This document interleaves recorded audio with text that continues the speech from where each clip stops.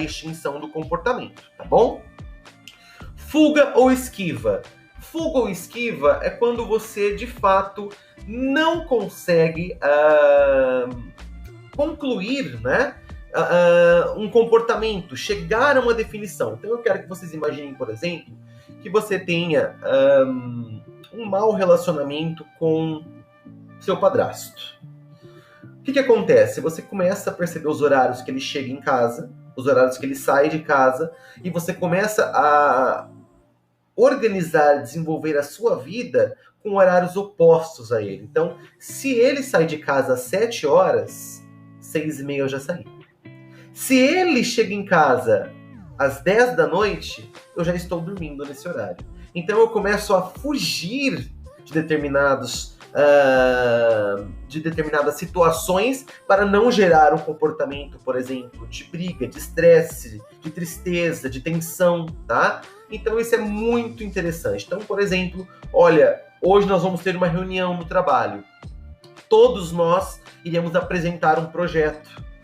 Eu não vou. Hoje eu estou doente, eu não estou me sentindo bem. Então, quantas vezes que nós fugimos, né, de uma situação para não ter um determinado comportamento, tá, gente? Então, muita atenção nisso, tá bom? Bom, nós passamos diversas situações aqui. Então, leiam, porque nós temos técnicas de comportamento, técnicas de reforço, de quanto em quanto tempo que nós devemos aplicar essas técnicas como um todo, tá? Como que nós podemos aplicar isso na nossa empresa como um todo? E aí eu quero que vocês reflitam e respondam a pergunta. Qual necessidade comportamental que você tem hoje na sua empresa, que você tem na sua equipe? Qual comportamento que não é tão desejável hoje dos seus colaboradores ou dos seus familiares que você gostaria de mudar, tá? Eu quero que vocês... Eu vou deixar uma atividade que vocês vão preencher aqui na plataforma. Vão me mandar, depois eu passo o feedback para vocês, porque isso é muito importante, tá bom? Agora, eu trago um terceiro precursor para vocês. Então, o que já ficou para trás? Já abordamos um pouquinho sobre o modelo panóptico de Foucault. Expliquei agora o comportamento operante de Skinner e agora eu vou falar um pouquinho sobre a teoria social cognitiva de Albert Bandura. Bandura e Skinner, eles também são estudiosos, precursores do ramo da psicologia social no que tange a comportamento. Só que Skinner, ele diz que o comportamento é fruto do ambiente. Bandura, ele já fala que o comportamento é fruto da intencionalidade, que o ambiente ele pode jogar qualquer estímulo, mas a decisão final é do indivíduo. Se eu não quiser ter um comportamento adequado para aquele ambiente, eu não vou ter. Então, você é o principal decisor de comportamentos aí. Então ele diz que o sujeito é o ativo do seu comportamento e não o ambiente, tá? Bom, gente, ele diz uma coisa, que nós temos a regulação da agência. Então a agência, ela fala o quê? Que o sujeito, ele é a pessoa que escolhe se irá realizar ou não determinado comportamento. Ele é o que deve ter a intenção. Então ele diz que quais são as características da agência como um todo na teoria social cognitiva de Albert Bandura. Ele diz que o sujeito ele é passivo da intencionalidade. Então todas as ações só acontecem se ele tiver a intenção. Se ele não tiver a intenção, ele não vai agir de determinado comportamento, mesmo que o ambiente zele ou tenha determinadas regras de comportamento. Então, por exemplo, eu vou numa igreja, eu sei, né, que aquele ambiente pede um comportamento de silêncio, de atenção, mas se eu não quiser agir daquela maneira, eu não vou agir.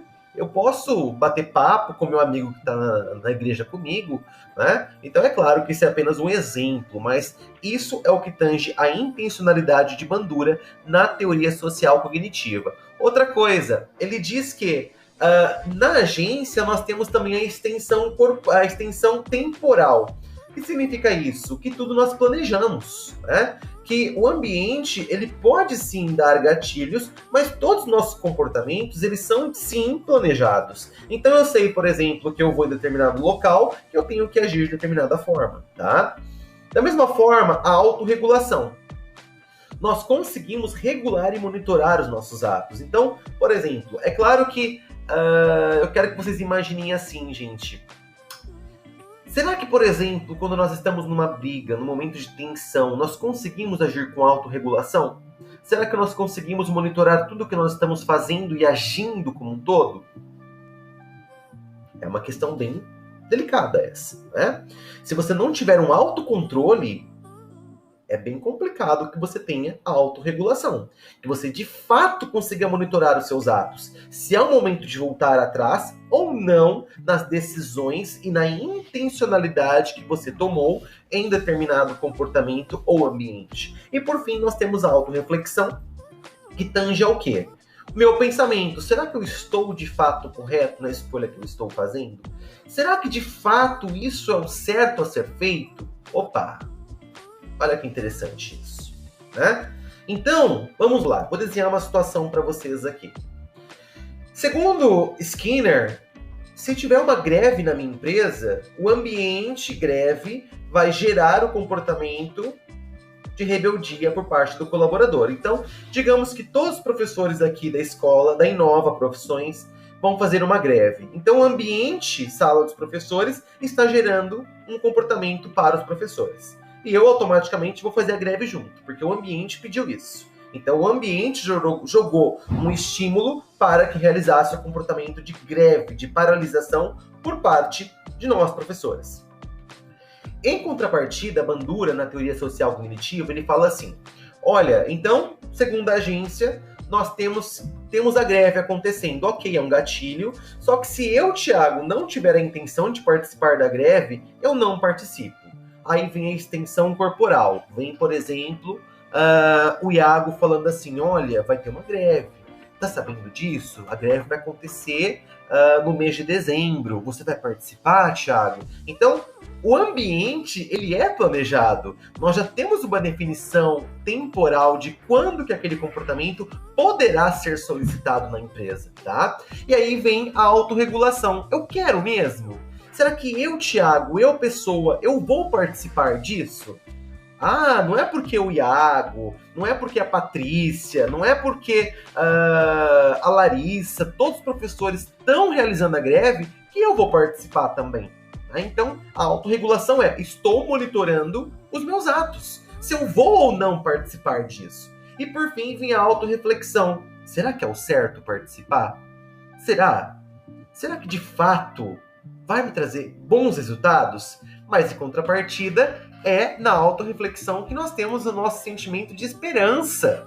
Ou seja, será que a greve vai trazer melhorias na psicodinâmica do trabalho? Será que eu terei mais qualidade de vida se eu participar dessa greve? Ou será que não? Né? Por fim, gente, nós temos aí também a autoeficácia, que é uma outra característica concomitante à agência. A autoeficácia é sempre aquela expectativa que nós temos, né? A expectativa dos resultados. Será que eu vou alcançar o que eu quero? Antes da gente pensar em resultados individuais, nós temos que compreender que a empresa também possui expectativas em cima dos nossos resultados.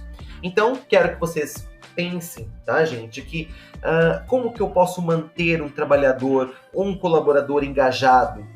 Analisando o que está dentro da sua autorregulação e da sua autorreflexão no campo da agência da teoria social cognitiva, porque é ali que mora a esperança, na autorreflexão. Isso é muito importante, você perceber quais são as necessidades do seu colaborador, da sua equipe, para que você possa engajá-los da forma correta, motivá-los, tá? Então nós vamos ter uma aula bem legal sobre motivação como um todo. A princípio, eu quero que vocês tenham uma coisa em mente, que é papel do gestor quebrar falsas crenças, falsos paradigmas, crenças limitantes que o seu colaborador ele vai ter. Então, por exemplo, imagina aquele colaborador que ele não é bom em informática. Ele, às vezes, nem tenta. Olha, fulano, faz uma planilha para mim e digita todos os pedidos que aconteceram no dia. Ah, Thiago, eu não consigo, eu não sei mexer no Excel. A pessoa até tem um conhecimento básico, só que ela colocou uma crença tão limitante nela que ela se limita a não conseguir. Ela já entende que para ela não é aquilo. Da mesma forma é a matemática. Quantos alunos que eu já cruzei na minha vida que tem aquela crença limitante de eu não consigo aprender matemática? Idiomas, quantas pessoas que colocam na cabeça eu não vou aprender inglês, inglês não é para mim. Ou seja, é nossa função de gestor quebrar crenças limitantes que o próprio colaborador, que o próprio indivíduo coloca na sua mente. Isso faz com que ele melhore a sua autorregulação, ou seja, eu preciso ter a intenção de querer. Eu preciso monitorar os meus atos e principalmente ter a esperança na autorreflexão. Tudo isso reflete no ambiente saudável, no ambiente físico e principalmente no ambiente mental dentro da psicodinâmica do trabalho, dentro das organizações. Trouxe aqui mais uma atividade para vocês. Quero que vocês sejam gestores. Qual teoria faz mais sentido para vocês? Será que é de Albert Bandura, que é a teoria social cognitiva? Que eu, indivíduo, mando no ambiente, ou seja, eu, indivíduo, tenho a intenção sobre o ambiente, mesmo com todos os gatilhos possíveis? Ou será que Skinner está certo? Será que o ambiente reflete nas minhas atitudes? Então, respondam sobre isso. Na próxima aula, vou trazer um pouquinho de Freud para vocês com a psicanálise. Eu espero que vocês tenham gostado dessa primeira parte de psicologia organizacional. Me coloco à disposição nos grupos, via e-mail, via plataforma, para sanar qualquer dúvida que vocês venham a ter. E é isso, pessoal. Tenham todos uma boa semana, contem sempre conosco e até a nossa próxima aula. Até mais, gente!